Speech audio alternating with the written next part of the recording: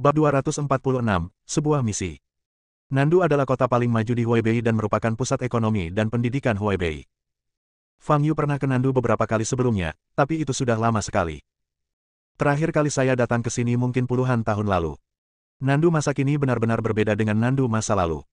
Di luar stasiun kereta kecepatan tinggi terdapat pusat komersial. Saat itu tengah hari, dan Fang Yu dengan santai berjalan ke sebuah restoran dan bersiap untuk makan siang terlebih dahulu. Setelah memesan makanan, Fang Yu duduk dan mulai berpikir. Dia datang ke Nandu kali ini bukan hanya untuk mencari pewaris istana Xian.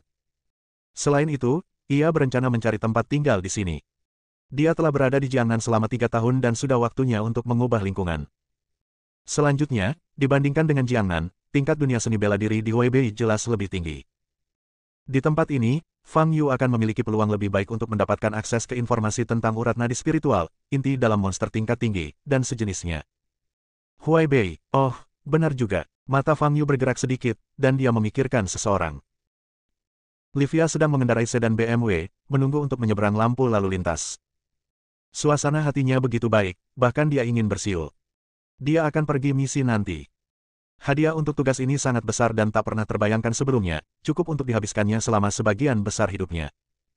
Setelah menyelesaikan misi ini, Livia memutuskan untuk sementara waktu meninggalkan dunia tentara bayaran dan kembali setelah menghabiskan semua uangnya. Tugas ini tidak sulit. Itu hanya mencuri cincin dari tangan seseorang. Satu-satunya risiko adalah orang ini mungkin memiliki pengawal di sekelilingnya. Akan tetapi, menurut keterangan yang diberikan oleh sang majikan, orang tersebut hanyalah seorang manusia biasa yang belum pernah berkultivasi. Sekalipun manusia dilengkapi dengan pengawal, kekuatan pengawal itu seharusnya tidak terlalu kuat. Ketika dia memikirkan kehidupan bahagia setelah mendapatkan hadiah itu, senyum muncul di wajah Livia yang cantik dan menawan. Saya butuh bantuanmu untuk sesuatu. Pada saat ini, sebuah suara tiba-tiba terdengar dalam benaknya. Livia yang sudah lama tidak mendengar suara ini, begitu ketakutan hingga wajahnya berubah dan dia hampir berteriak. Butuh beberapa saat baginya untuk menyadari bahwa suara itu berasal dari Fang Yu. Sejak pertemuan terakhir mereka, kesan Livia terhadap Fang Yu menjadi lebih buruk. Pria ini ternyata memiliki hubungan yang tidak jelas dengan gurunya Diana. Memikirkannya saja membuatnya merasa sangat tidak nyaman. Di dalam hati Livia, guru Diana selalu merupakan eksistensi abadi, makhluk tertinggi yang tidak dapat dinodai. Namun, citra ini hancur setelah bertemu Fang Yu. Diana benar-benar bertindak patuh dan berperilaku baik di depan Fang Yu. Tidak hanya itu, setelah meninggalkan kota Jianghai dan kembali ke Istana Frost, Diana sering mengeluarkan busur panjang biasa dan mengamatinya dengan cermat. Livia bertanya padanya, apakah ada yang istimewa tentang busur panjang ini? Ini adalah hadiah yang diberikan kakak Yu kepadaku. Diana berkata dengan senyum tipis di wajahnya. Mendengar jawaban dan ekspresi bahagia ini, Livia benar-benar putus asa. Tuannya, aku takut dia benar-benar jatuh. Petik 2 titik. Apa yang kamu inginkan dariku? Livia bertanya dalam benaknya. Lebih baik bicara langsung. Kamu sekarang di mana? Fang Yu bertanya. Aku ada di Huaibei Nandu dan tidak bisa pergi bersamamu untuk sementara waktu. Livia hendak menolak. Bagus sekali. Aku juga ada di restoran di lantai pertama kota Zhengtian di Huaibei Nandu. Datanglah dan temui aku sekarang. Kata Fang Yu. Kenapa kamu ada di Huaibei Nandu? Livia bertanya dengan heran. Saya di sini untuk melakukan sesuatu, datanglah cepat. Kata Fang Yu. Aku tidak bisa pergi ke sana. Aku punya hal lain yang harus kulakukan. Kata Livia. Fang Yu tidak menanggapinya. Livia sangat marah hingga dia membanting kemudi. Suasana hatinya yang baik hancur total oleh kemunculan Fang Yu yang tiba-tiba. Mengapa Fang Yu tiba-tiba datang ke Nandu? Livia menggertakkan giginya karena marah. Yang membuatnya paling marah adalah betapapun tidak relanya dia tidak berani menentang kata-kata Fang Yu. Dia benar-benar tidak ingin merasakan lagi kesakitan karena jiwanya tercabik-cabik. Ketika Livia menemukan Fang Yu sedang makan steak sambil menundukkan kepala. Livia, yang telah menarik banyak perhatian sepanjang jalan, duduk di hadapan Fang Yu. Hal itu membuat banyak lelaki di sekitarnya yang menatapnya mendesah dalam hati. Sayang sekali gadis secantik itu sudah punya pacar. Livia menyilangkan tangannya, menatap Fang Yu dengan wajah tegas, dan berkata dengan dingin, apa yang kamu inginkan? Katakan padaku dengan cepat, aku sedang sibuk. Fang Yu mengangkat kepalanya dan melirik Livia dengan acuh tak acuh. Sekali pandang saja, Livia kehilangan semua kesombongannya dan menjadi lesu. Fang Yu, apa yang kamu inginkan dariku? Nada bicara Livia langsung melunak. Aku ingin kamu membantuku menemukan seseorang di Nandu, atau bahkan di Huaibei. Kata Fang Yu sambil menyeka mulutnya dengan tisu. Siapa? Livia bertanya. Fang Yu mengeluarkan ponselnya, membuka video pengawasan yang dikirim Luan kepadanya tentang penerus istana Xian, dan meletakkannya di depan Livia. Inilah orang yang dapat menggunakan api ungu. Dalam 2 bulan terakhir, dia telah membunuh 34 orang di berbagai lokasi di Nandu. Mayat orang yang tewas terbakar hitam seperti arang. Bantu aku menemukan orang ini, kata Fang Yu. Livia memperhatikannya sebentar, lalu mendongak dan berkata, video ini sangat buram sehingga saya bahkan tidak dapat melihat gambarnya dengan jelas. Bagaimana saya dapat menemukannya? Memang sulit ditemukan, kalau tidak aku tidak akan meminta bantuanmu. Ciri-ciri orang ini sangat jelas. Dia adalah seorang pendekar, dan tingkat kultivasinya tidak lebih rendah dari seorang Grandmaster. Dia telah menguasai teknik menggunakan api ungu, kata Fang Yu.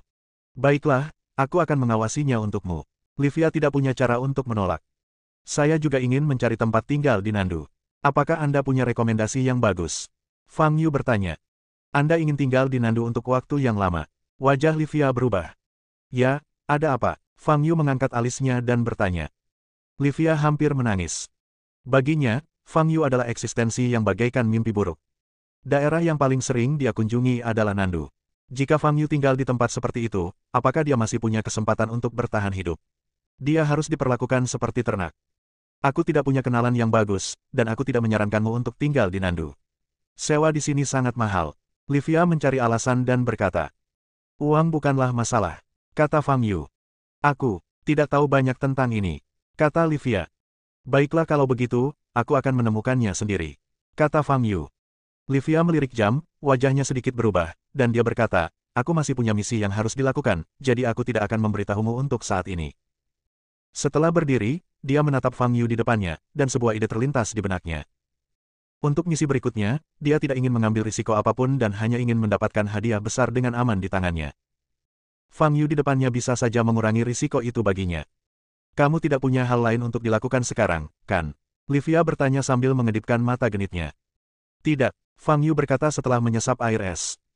Kalau begitu, bisakah Anda membantu saya menyelesaikan sebuah tugas?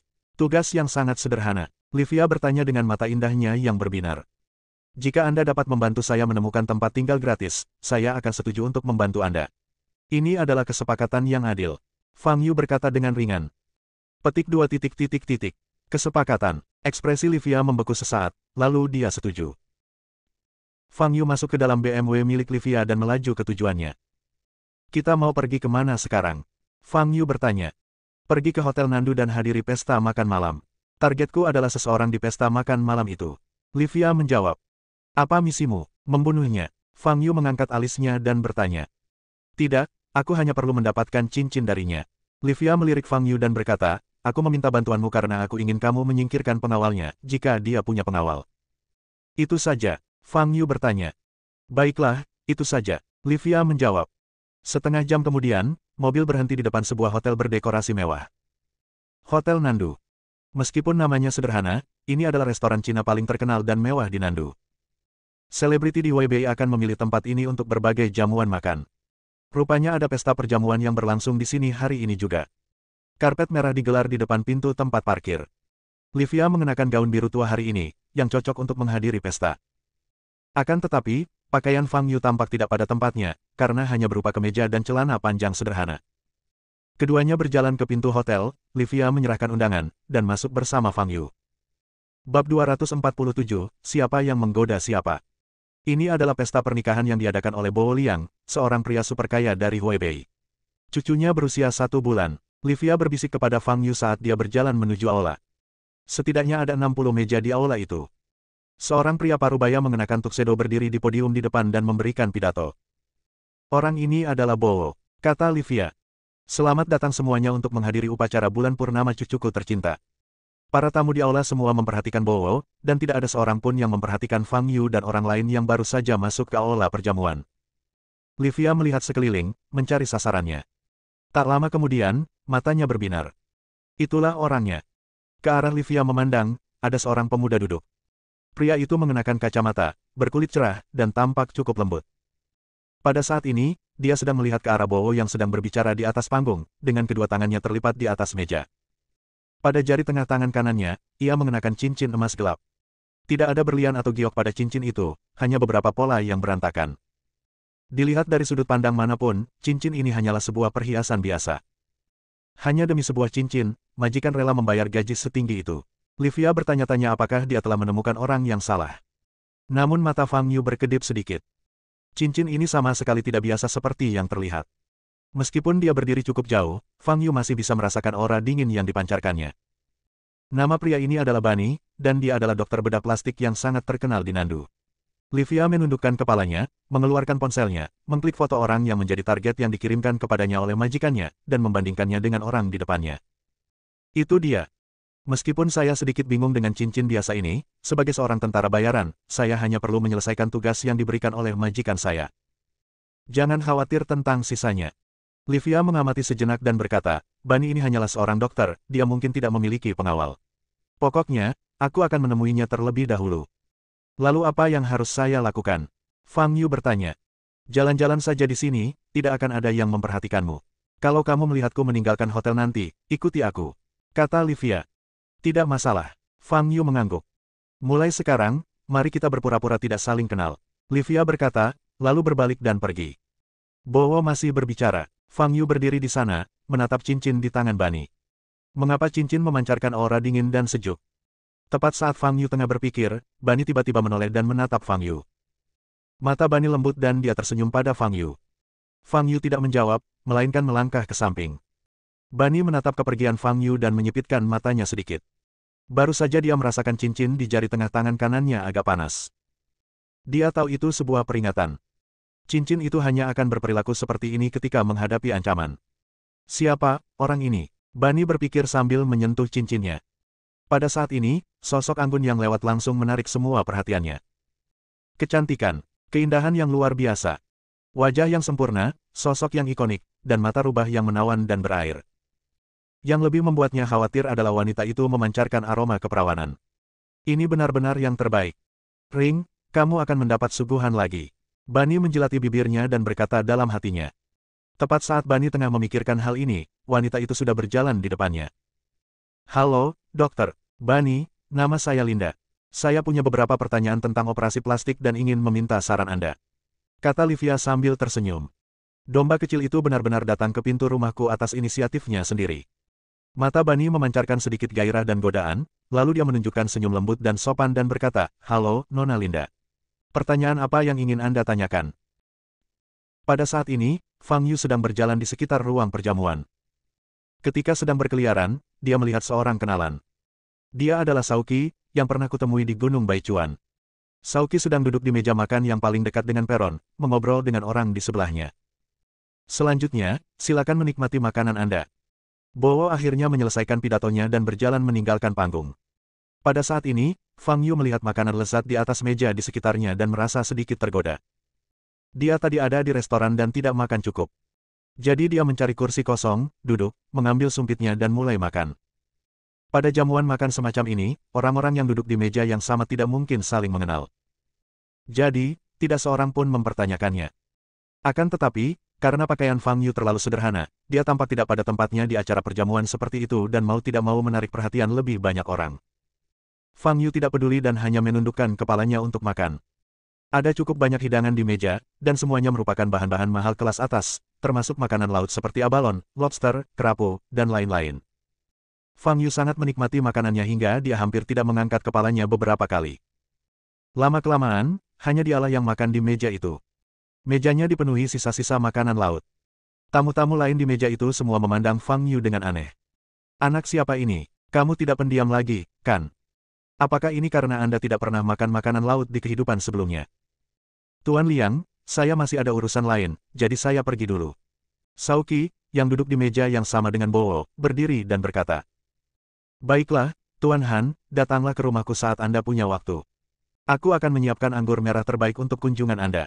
Bowo berkata sambil tersenyum. Saoqi tersenyum sedikit, berbalik dan berjalan keluar dari hotel. Ketika melewati beberapa meja terakhir, dia melihat Fang Yu yang memiliki setumpuk sisa makanan laut di depan mejanya. Itu dia. Bagaimana dia bisa sampai di sini? Adegan di mana Fang Yu meledakkan roh batu yang terbuat dari batu Tiandou dengan satu pukulan di kaki Gunung Baichuan masih terbayang dalam ingatannya. Saoqi begitu terkejut saat itu hingga rahangnya hampir ternganga.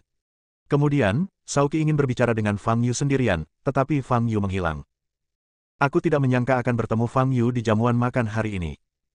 Saoki tersenyum dan berjalan maju. Semua orang di meja ini tampaknya mengenal Saoki.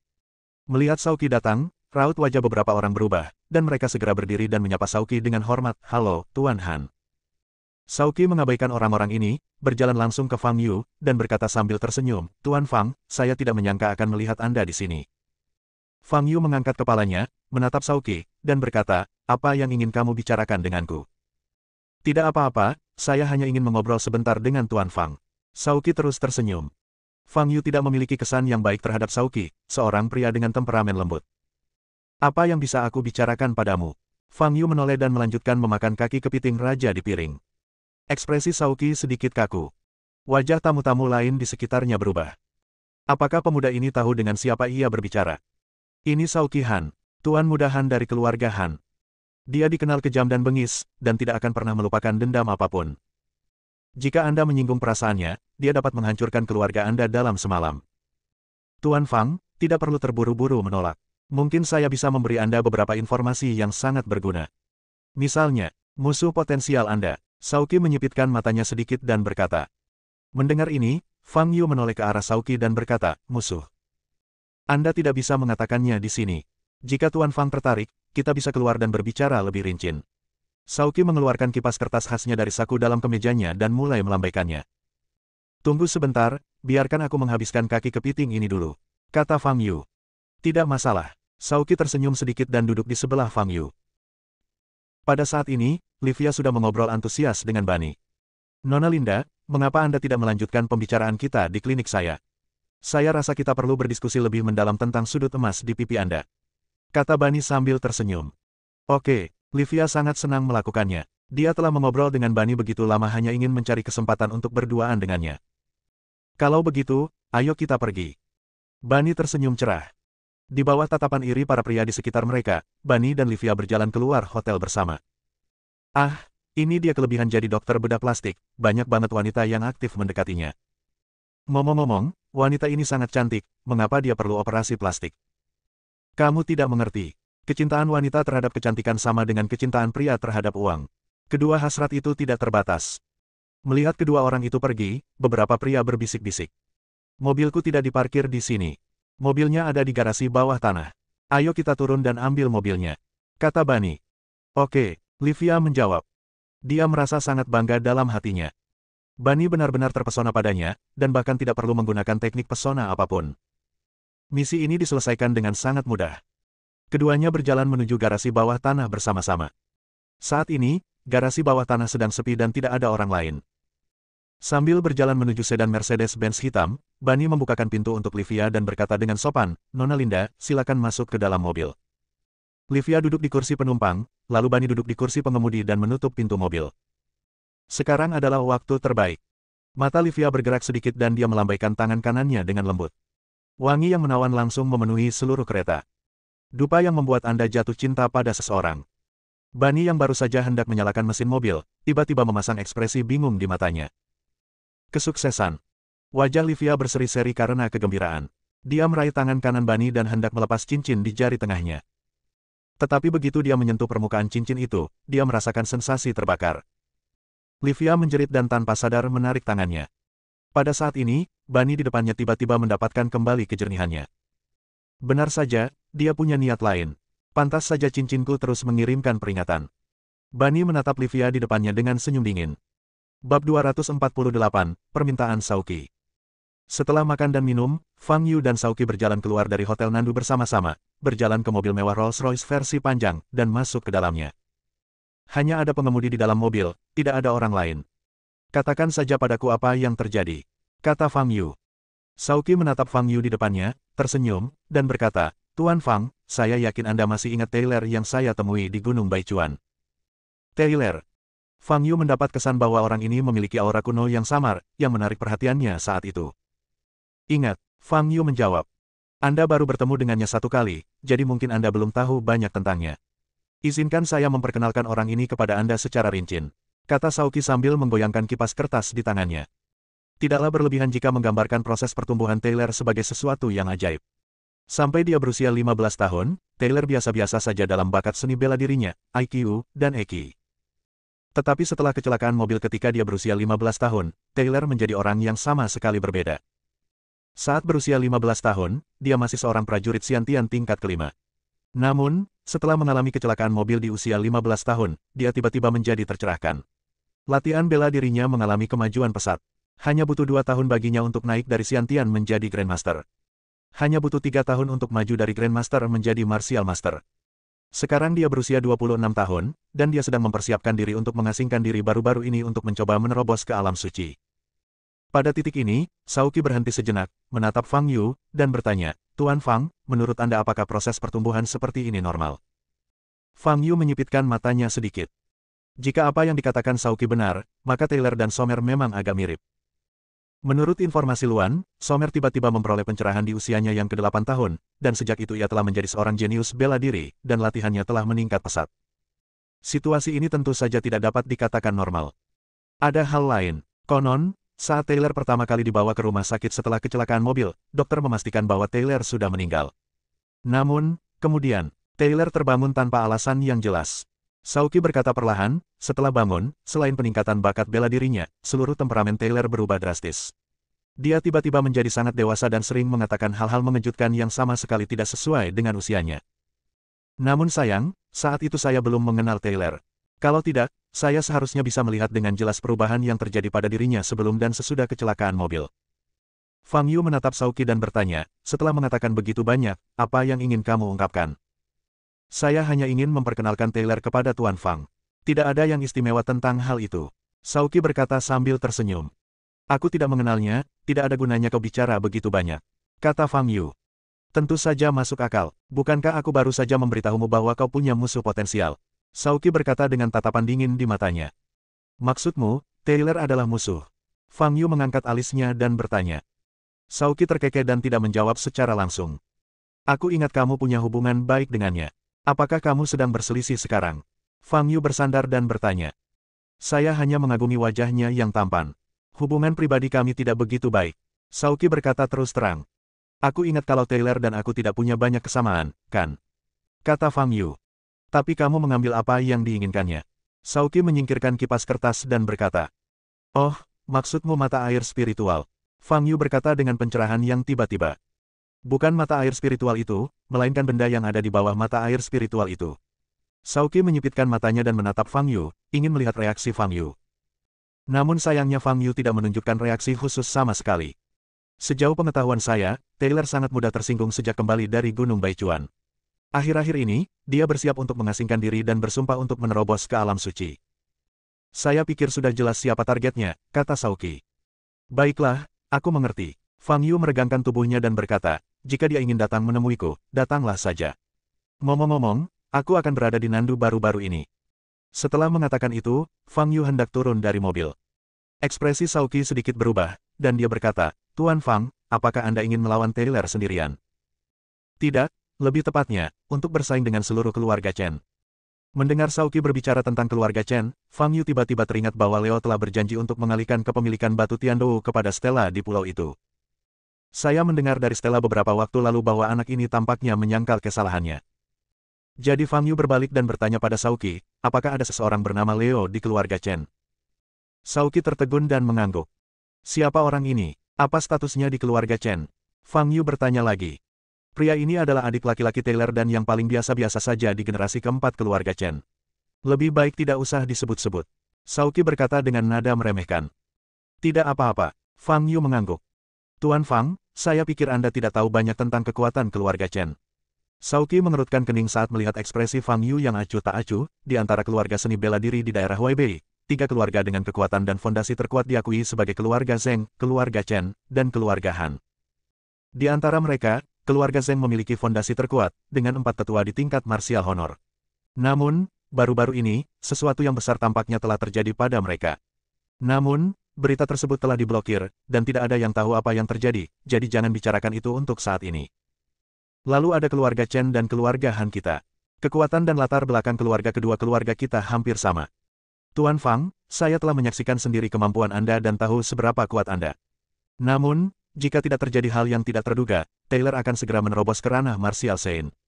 Saya pikir Anda harus memahami seberapa kuat martial Sein.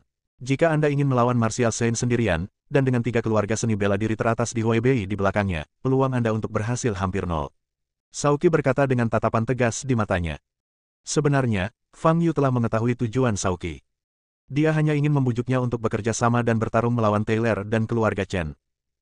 Tetapi apa yang paling tidak diminati Fang Yu adalah ikut serta dalam pertikaian antara keluarga-keluarga yang disebut bangsawan ini. Alasan mengapa saya menyampaikan begitu banyak hal kepada Tuan Fang hari ini adalah karena saya berharap Tuan Fang dapat memahami situasi dengan jelas dan memilih sekutu yang tepat. Sebagai salah satu dari 3 keluarga besar di Huaibei, keluarga Han kami jelas merupakan sekutu yang berkualitas tinggi. Jika Anda bersedia bekerja sama dengan kami pasti dapat memberikan bantuan dan manfaat terbesar kepada Anda. Sauki akhirnya mengutarakan apa yang ada dalam pikirannya. Fang Yu menggelengkan kepalanya dan hendak berbicara. Tetapi pada saat ini, dia merasakan sesuatu yang aneh. Keanehan itu berasal dari tanda yang tertinggal di tubuh Livia. Fang Yu begitu asyik makan di pesta hingga ia melupakan Livia. Fang Yu mengerutkan kening dan segera mengaktifkan tanda itu. Kemudian, dia bisa melihat apa yang dilihat Livia. Bani, seorang pria lembut berkacamata, tengah menatap Livia dengan senyum cabul di wajahnya. Dan Livia tampaknya dikendalikan oleh suatu kekuatan dan tidak bisa bergerak sama sekali. Dia memang bukan orang biasa. Fang Yu berpikir dalam hati. Pada saat yang sama, dia membuka pintu mobil dan keluar. Lupakan soal kerja sama. Aku ada urusan dan aku akan pergi dulu.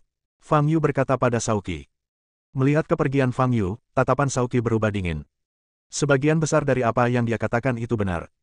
Di antara 3 keluarga besar di Huaibei, keluarga Zheng saat ini adalah yang dominan, sementara keluarga Chen dan keluarga Han sama-sama kuat. Namun dilihat dari situasi perkembangan masing-masing keluarga saat ini, keluarga Han telah tertinggal. Keluarga Chen memiliki Taylor, seorang jenius yang saat ini sedang berjuang untuk mencapai alam suci, dan akan segera meninggalkan keluarga Han.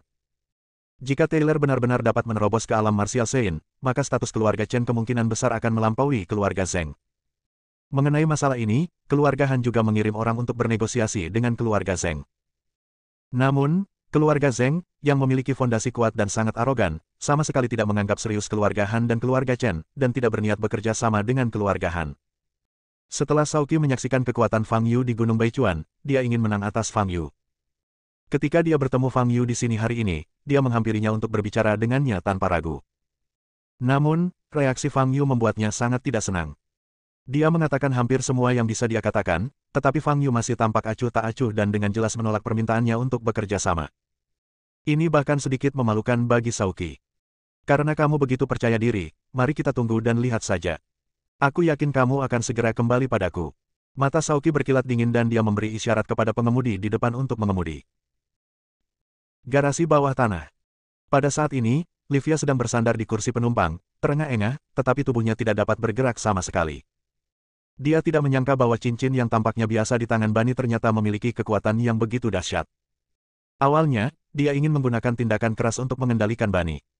Namun dia tidak menyangka bahwa saat dia hendak mengambil tindakan, cincin Bani memancarkan seberkas cahaya dan menembus ke dalam tubuhnya.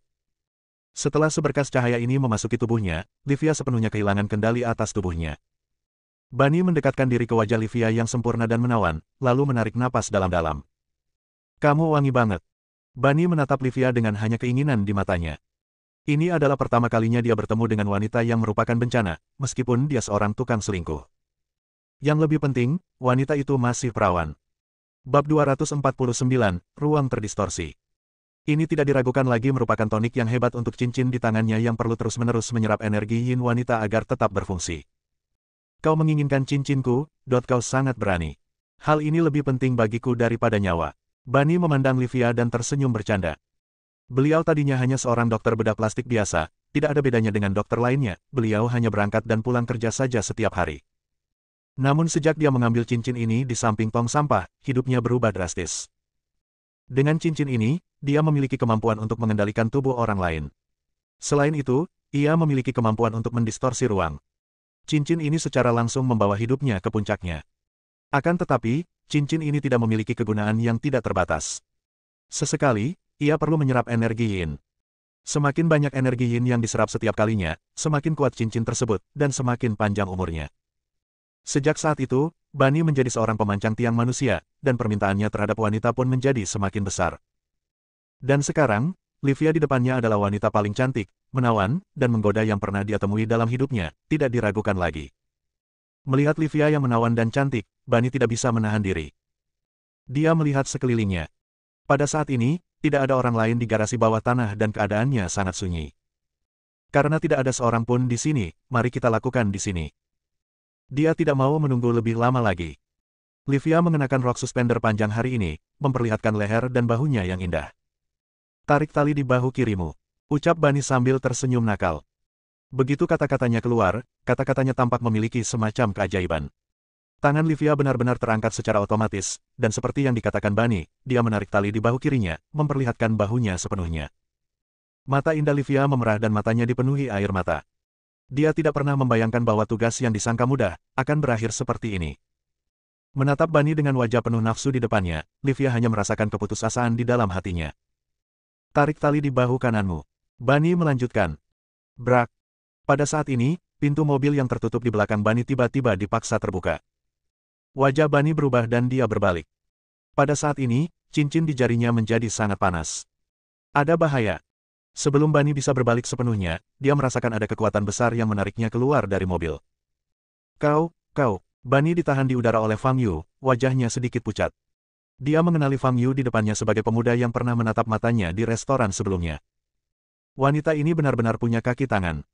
Dibutakan oleh nafsu, aku menjadi ceroboh. Bani sedikit kesal, tetapi tidak takut. Sejak dia mendapatkan cincin itu, banyak orang ingin menyentuhnya. Tapi apa hasilnya? Dia membunuh mereka semua. Prajurit manapun tidak ada gunanya di depan ringnya. Bani berpikir begitu, mengangkat tangan kanannya, dan mengarahkan cincin itu ke kepala Fang Yu. Seberkas cahaya putih muncul pada cincin itu dan langsung menyinari dahi Fang Yu. Bani menunjukkan ekspresi main-main di wajahnya dan berkata, biarkan aku pergi. Oke. Fang Yu mencengkeram Bani dan membantingnya ke tanah. Bam! Suara teredam bergema di garasi bawah tanah. Bani menjerit kesakitan dan berguling-guling di tanah karena kesakitan. Dia menatap Fang Yu yang berdiri di depannya dengan ekspresi ngeri. Bagaimana itu mungkin? Sinar cahaya putih itu jelas telah menembus dahi Fang Yu. Mengapa tubuh Fang Yu masih di luar kendalinya? Di mana kamu mendapatkan cincin ini? Fang Yu bertanya dengan acuh tak acuh, menatap Bani yang terbaring di tanah. Bani tidak mengatakan apa-apa, dia menggertakkan gigi dan mengepalkan tangan kanannya. Cincin itu bersinar putih lagi. Pada saat yang sama, Bani meninju. Di udara di depan kepalan tangan Bani, muncul beberapa retakan, seperti pecahan kaca yang tertusuk. Pada saat yang sama, suatu kekuatan besar menyerang Fang Yu. Krak! Fang Yu dihantam langsung oleh kekuatan besar ini dan terlempar mundur. Bani berjuang untuk bangkit dari tanah dan menyeka darah dari sudut mulutnya. Melihat Fang Yu yang terlempar puluhan meter jauhnya oleh pukulannya, Bani menunjukkan senyum dingin di wajahnya dan berkata, banyak orang tahu kekuatan cincinku, tetapi cincinku tidak pernah diambil. Tahukah kamu mengapa? Karena aku membunuh siapa saja yang berani berpikiran jahat terhadap cincinku. Nada bicara Bani tiba-tiba berubah dingin. Fang Yu menatap cincin di tangan Bani yang bersinar putih, dan matanya bergerak sedikit. Kekuatan yang terkandung dalam pukulan tadi bukanlah ki tradisional atau energi lainnya. Itulah kekuatan luar angkasa. Akan tetapi, retakan yang muncul di udara bukanlah fragmentasi ruang yang sesungguhnya. Hanya satu pukulan itu saja yang menyebabkan seluruh ruang terdistorsi seketika, tekanan udara meledak, sehingga menimbulkan retakan. Kekuatan besar yang diderita Fang Yu adalah energi yang meledak setelah ruang dikompresi. Cincin yang benar-benar dapat mendistorsi ruang, Fang Yu sangat penasaran dengan cincin itu. Pada saat ini, Bani sedang berjalan menuju Fang Yu. Bani sendiri tidak pernah berlatih atau mendalami seni bela diri buah. Tubuhnya seperti tubuh manusia biasa, mungkin sedikit lemah karena terlalu banyak memanjakan diri. Tetapi selama dia memiliki cincin itu, dia tidak akan takut pada musuh manapun. Bani berjalan ke posisi sekitar 10 meter dari Fang Yu dan meninju lagi. Krak! Retakan kembali muncul di udara di depan tinju itu. Pada saat yang sama, suatu kekuatan besar menyerang Fang Yu. Boom! Dengan suara ledakan keras, tanah tempat Fang Yu berada penyok. Tetapi Fang Yu tidak mundur selangkah pun dan tetap berdiri di tempatnya. Dia mengangkat tangan kanannya ke arah Bani. Sebuah bola energi sejati berwarna merah muda mengembun di telapak tangan kanannya dan melesat ke arah Bani. Wajah Bani sedikit berubah dan dia melayangkan pukulan lagi.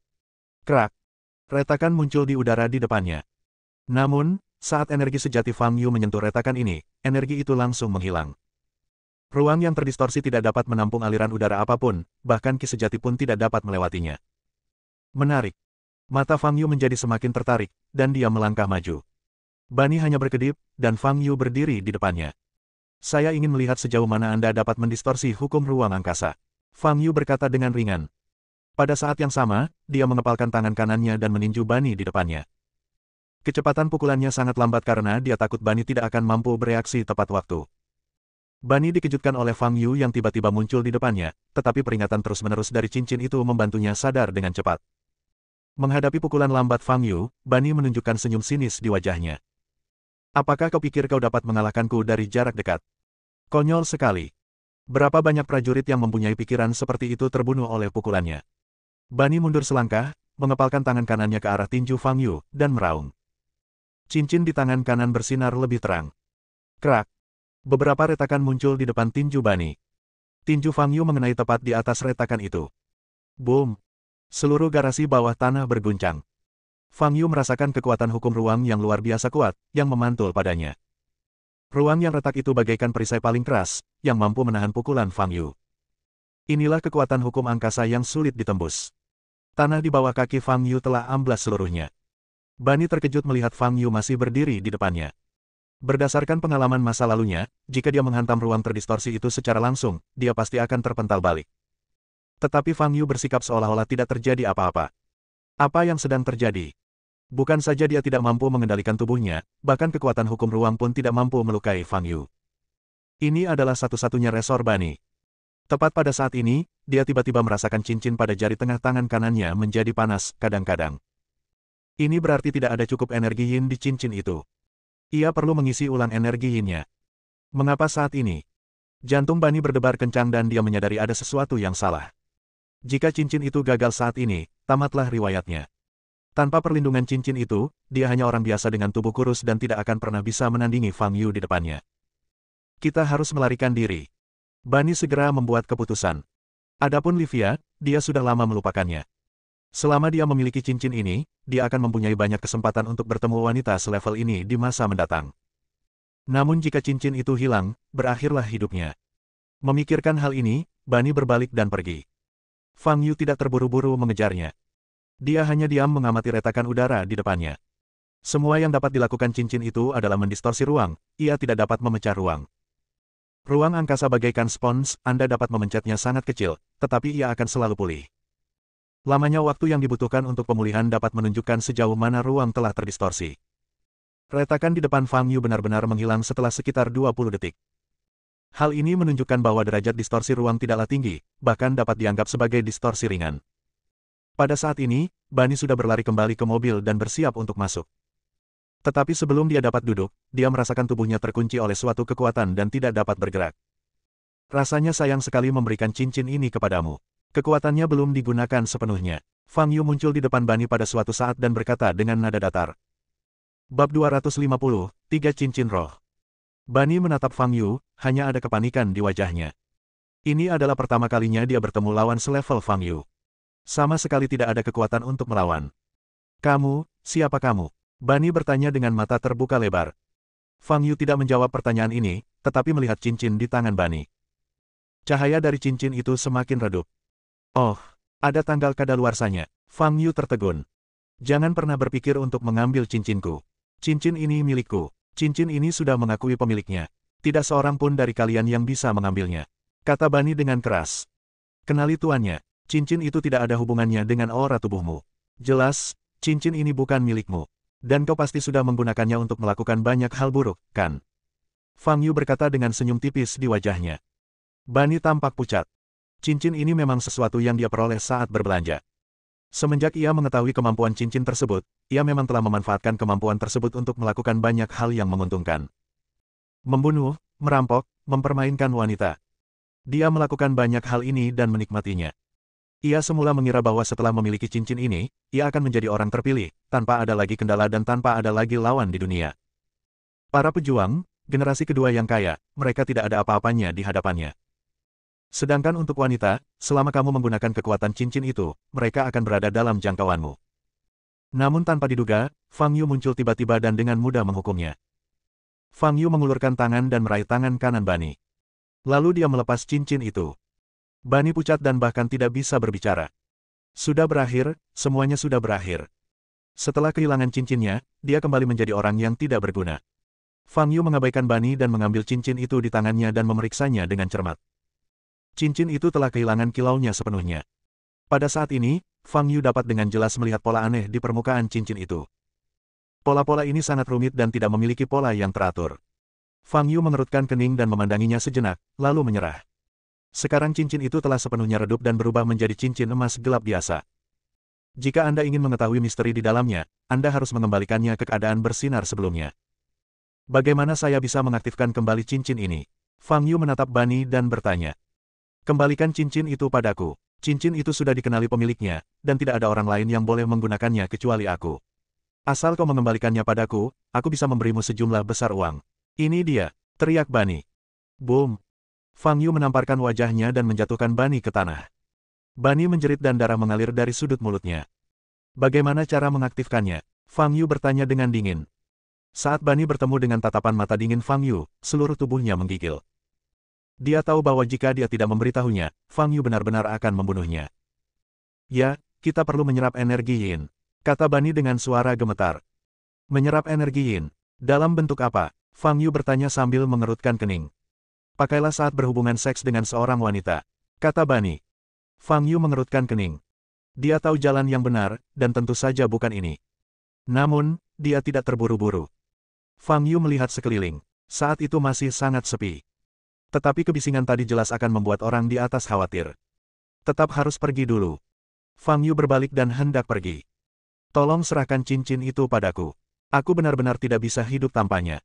Bani berteriak putus asa saat melihat Fang Yu hendak pergi. Boom! Fang Yu menendang Bani, membuatnya terpental dan jatuh pingsan ke tanah. Kemudian, Fang Yu melihat ke dalam mobil dan ekspresinya sedikit berubah. Pada saat ini, Livia telah menurunkan kedua tali bahu gaun suspendernya, memperlihatkan area besar kulit seputih salju. Livia tidak bisa menggerakkan seluruh tubuhnya, hanya bola matanya yang bisa bergerak. Fang Yu tahu bahwa dia dikendalikan oleh energi yang dilepaskan oleh cincin itu. Fang Yu melangkah maju, mengulurkan tangan dan menyentuh dahi Livia. Ada kilatan cahaya di ujung jari. Energi yang memasuki tubuh Livia langsung dibersihkan. Livia tiba-tiba merasakan anggota tubuhnya kembali berfungsi. Tetapi saat ini, dia tidak memedulikan hal lain. Dia hanya peduli dengan cincin di tangan Fang Yu. Dia melihat seluruh adegan pertarungan antara Fang Yu dan Bani tadi. Misi tercapai, Livia berkata dengan ekspresi terkejut. Asal dia memberikan cincin ini kepada majikannya, dia akan mendapat hadiah besar. Livia mengulurkan tangannya yang cantik dan lembut, memberi isyarat kepada Fang Yu untuk memberikan cincin itu padanya. Untuk apa? Fang Yu bertanya sambil mengerutkan kening. Berikan cincin itu padaku. Aku ingin memberikannya kepada majikanku. Livia membuka lebar mata indahnya dan berkata sebagaimana mestinya. Fang Yu mengangkat alisnya dan berkata, mengapa aku harus memberikan cincin itu kepadamu? Aku mengambil cincin ini dari Bani, jadi sudah sewajarnya cincin ini menjadi milikku sekarang. Wajah Livia berubah dan dia berkata, kita jelas sepakat bahwa kamu hanya bertanggung jawab untuk membantuku. Ya, saya bertanggung jawab untuk membantu. Tapi bagaimana dengan Anda? Anda tampaknya hanya duduk di kursi penumpang sepanjang waktu dan tidak melakukan apapun, kan? Kata Fang Yu. Aku tidak peduli. Kamu harus memberiku cincin itu. Livia tidak bisa berdebat dengan Fang Yu, dan wajahnya menjadi pucat karena marah. Livia, sepertinya kamu lupa sesuatu. Nada bicara Fang Yu tiba-tiba berubah dingin. Saat Livia melihat lamaran Fang Yu, jantungnya berdebar kencang, dan dia teringat rasa sakit jiwanya yang tercabik-cabik. Kamu, Livia menjadi pucat dan tidak bisa berkata apa-apa. Baiklah, kita pergi saja dari sini dulu. Fang Yu berkata dengan ringan. Pada saat yang sama, dia melirik tubuh bagian atas Livia dan berkata, ngomong-ngomong, jangan lupa untuk menarik pakaianmu. Livia tertegun, menundukkan kepalanya, berteriak, dan segera menutupi tangannya. Pada saat ini, Fang Yu sudah berbalik dan pergi. Di dalam sedan BMW, Livia sedang mengemudi, pipinya masih memerah dan sedikit panas. Memikirkan apa yang terjadi di garasi bawah tanah tadi, Livia merasa malu dan marah. Tetapi ketika memikirkan cincin itu, Livia merasa makin kesal. Fang Yu, berikan aku cincin itu. Lagi pula, tidak ada gunanya bagimu untuk memilikinya. Livia melirik Fang Yu dan memohon. Tidak, aku perlu mempelajari cincin ini. Kata Fang Yu. Riset, berapa lama waktu yang kamu perlukan untuk melakukan riset? Setelah riset selesai, bisakah kamu memberikannya kepadaku? Livia berkata dengan mata berbinar. Begitu saya menyelesaikan penelitian saya, tentu saja saya dapat memberikannya kepada Anda, tetapi mungkin perlu waktu puluhan tahun bagi saya untuk menelitinya. Fang Yu berkata dengan tenang. Wajah Livia langsung berubah. Fang Yu, apakah kamu tahu berapa harga cincin ini? Livia menghentakkan kakinya dengan cemas dan berkata, itu bisa ditukar dengan 50 juta. Asal kamu memberiku cincin itu, aku akan memberikannya kepada majikan dan akan segera ditukar dengan 50 juta. Aku bisa memberimu 5 juta. Tidak, 10 juta. 50 juta. Jelaslah bahwa sang majikan mengetahui kemampuan cincin itu. Namun harga 50 juta masih terlalu murah. Jika cincin ini jatuh ke tangan seorang prajurit tingkat master, paling tidak kekuatannya dapat meningkat 1 tingkat. Fang Yu memandang Livia dan bertanya, apakah kamu tahu siapa majikanmu? Siapa identitas majikannya? Saya tidak tahu. Pihak lainnya anonim. Livia menggelengkan kepalanya. Dia memandang Fang Yu dan ingin terus membujuknya. Tepat pada saat itu, telepon selulernya berdering. Setelah melihat nomor itu, wajah Livia sedikit berubah dan dia berkata, itu majikan yang menelepon. Katakan saja kamu gagal dalam misimu, kata Fang Yu. Livia sangat marah hingga dia menggertakkan giginya, tetapi dia tidak punya pilihan selain menjawab telepon. Halo, kata Livia. Apakah kamu mendapatkan cincinnya? Pihak lainnya datang dengan suara muda. Petik 2 titik titik titik. Maaf, aku gagal. Livia menatap Fang Yu dengan kesal dan berkata. Ketika dia mengatakan hal ini, itu sama saja dengan menyerahkan 50 juta yuan. Cincin itu jelas berada di tangan orang di sebelahnya, tetapi dia tidak dapat mengatakannya keras-keras. Sungguh membuat frustrasi. Livia sangat marah hingga matanya memerah. Setelah mendengar kata-kata Livia, pihak lain terdiam beberapa saat dan berkata, kerja sama kita sudah berakhir. Setelah mengatakan itu, dia menutup telepon. Livia meletakkan teleponnya dengan gemetar, melirik Fang Yu di sampingnya, dan berharap dia bisa menerkam Fang Yu dan mencabik-cabik wajahnya. Tentu saja, dia hanya berani memikirkannya dan tidak berani melakukannya. Pada saat ini, di ruang kerja sebuah rumah besar yang jaraknya 100 km. Taylor, berpakaian hitam, duduk di sofa di ruang kerja. Dia meletakkan telepon genggamnya, berdiri, dan tampak garang. Lupakan saja, lebih baik aku pergi ke sana sendiri. Untuk mencegah orang tertentu dalam keluarga mengetahui keberadaan cincin tersebut, Taylor tidak mengirim anak buahnya, tetapi malah mencari tentara bayaran untuk membantunya mendapatkan cincin tersebut. Namun tak disangka, tentara bayaran itu gagal. Cincin itu sangat penting. Karena tentara bayaran tidak dapat menjatuhkannya, Taylor tidak punya pilihan selain mengambil tindakan sendiri. Taylor berjalan ke jendela, mengangkat tangan kanannya, dan melihat 2 cincin di jari telunjuk dan jari tengah kanannya. Kedua cincin ini sangat mirip dengan cincin yang baru saja dilepas Fang Yu dari tangan Bani. Satu-satunya perbedaan adalah 2 cincin di tangan Taylor, satu berwarna hitam dan lainnya berwarna perak. Cincin di tangan Fang Yu berwarna emas gelap. Aku hanya butuh 1 cincin terakhir untuk melengkapi 3 cincin spiritual yang menyebabkan sensasi di dunia kultivasi abadi saat itu. Mata Taylor dingin dan dia mengepalkan tangan kanannya. Pada saat ini, kedua cincin di tangan kanannya bersinar terang pada saat yang sama. Bersambung.